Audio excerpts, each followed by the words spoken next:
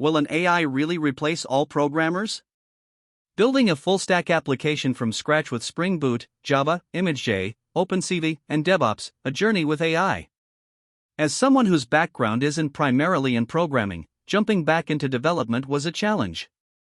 It had been over 20 years since I last worked extensively in Java or C, yet here I was, diving into a full-stack project combining Spring Boot, Java, ImageJ, OpenCV, and DevOps practices. To streamline the development, I turned to AI tools, including ChatGPT, to assist with setup, coding, testing, and containerization. While AI accelerated several aspects, the experience revealed both strengths and limitations in using AI for hands-on programming after such a long break. Setting up the initial project environment. To begin, I used ChatGPT to set up a Spring Boot environment in Visual Studio Code. Here, AI was immensely helpful in generating boilerplate code and configurations, allowing me to get a working project up and running quickly. With my outdated knowledge of Java, this support was invaluable, allowing me to build a Spring Boot project mockup with a 10/10 usefulness rating.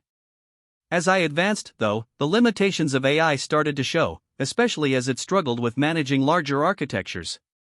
The AI provided basic Docker configurations but didn't suggest best practices, like modularizing services or improving portability through microservices. This phase's AI assistance rated closer to a 5 out of 10 because it covered essential configurations but fell short on more strategic advice. Unit testing with Spring Boot. Creating unit tests for Spring Boot ended up being the most challenging part of the project. Despite repeated attempts, the test cases generated by AI tools were either incompatible with the project or led to endless configuration issues. The suggested changes in Palm.xml often introduced new dependency problems or broke existing code. Trying to get these unit tests functional became a cycle of troubleshooting, and it became clear that while the AI could handle isolated issues, it struggled with interdependencies.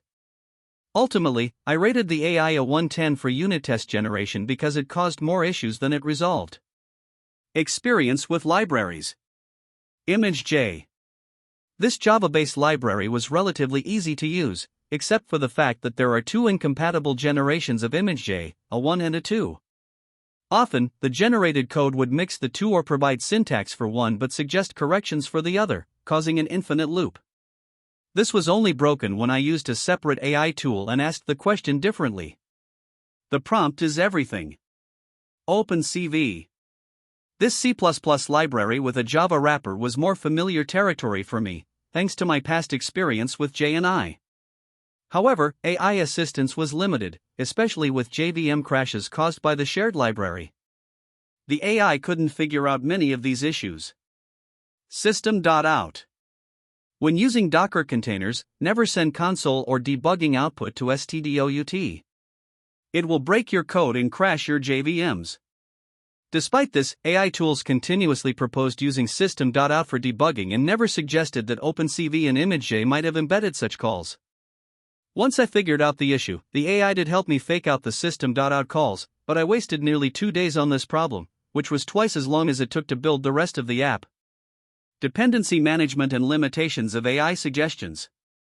Dependency management in Palm.xml also brought up limitations.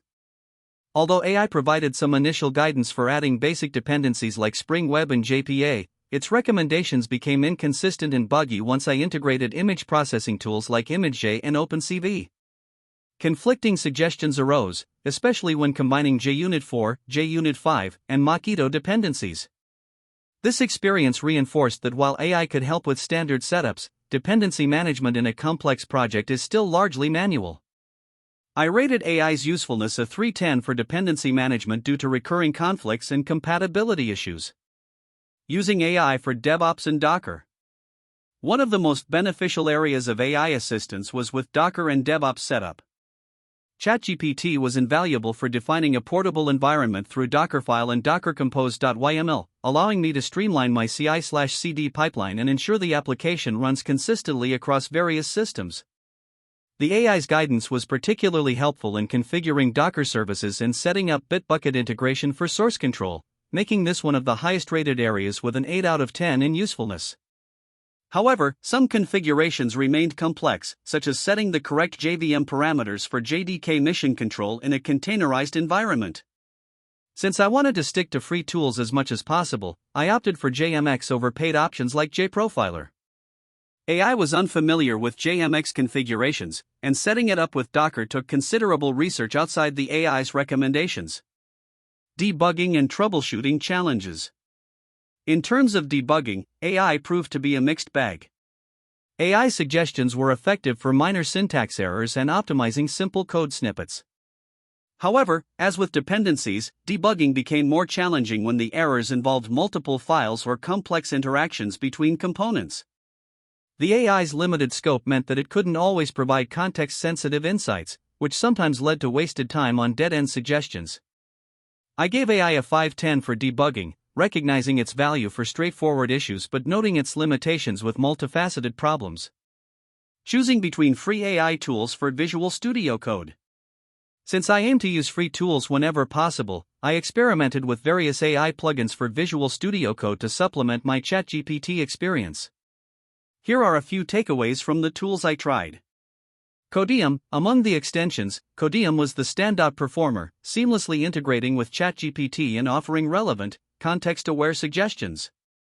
OpenAI and Visual Studio Code integration. Since OpenAI does not officially offer a Visual Studio Code plugin, I resorted to using an external browser to access ChatGPT. Attempts to use third-party OpenAI plugins within Visual Studio Code proved frustrating, as these options didn't work well with my setup. GitHub Copilot. While GitHub Copilot would have been helpful, it required a Microsoft Office license, which didn't align with my free tool objective. Genie AI. This extension was decent, but it was less relevant to my specific needs than Codium, and its limited token availability ran out relatively quickly.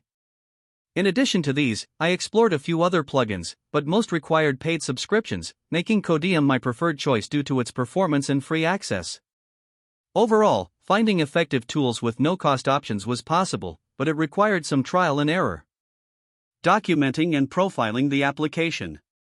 AI excelled in generating documentation, making it easy to integrate Swagger for API documentation, saving time and effort manually documenting endpoints. Performance testing suggestions from the AI were similarly helpful, helping me catch early bottlenecks. For Java profiling, I avoided paid tools like JProfiler and used JMX Mission Control instead, though this setup took longer without AI guidance. AI's suggestions for profiling were limited, highlighting the gaps in free AI support for in-depth performance analysis. This documentation and performance setup scored a 7 out of 10 for usefulness, given the time saved on standard documentation and minor profiling suggestions. Table summarizing my experiences with AI in programming. Summary of experiences using AI for programming. Final thoughts: the value of AI as an assistant. Reflecting on the journey, it's clear that while AI accelerated aspects of development, deep programming knowledge remains essential. As someone with a background outside of coding, returning to Java and tackling complex configurations like dependency management required more than just AI support. My experience shows that AI tools can assist but currently don't replace the need for technical expertise, especially when debugging complex problems or handling large projects with multiple dependencies. I don't know how much better the paid tools might have been, and I would like to redo this project with GitHub Copilot, but my initial goal was to see how far free would get me. In conclusion, using AI in this project was a great way to reduce initial setup time, assist with DevOps, and generate documentation. However, for intricate tasks like testing, dependency management, and debugging, traditional coding experience was indispensable.